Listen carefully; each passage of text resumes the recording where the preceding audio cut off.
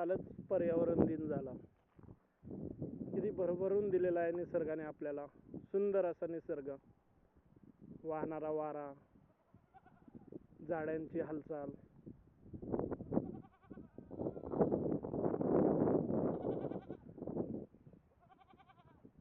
काळे ढग, हे अविस्मरणीय असं निसर्गाने दिलेलं रूप असतं. मात्र हव्यासापोटी माणसाने त्याला खूप दूषित करून टाकलं. प्लास्टिक पासून नद्या प्रदूषित केल्या, प्लास्टिकचा वापर वाढवला, निसर्गाची शांतता भंग केली.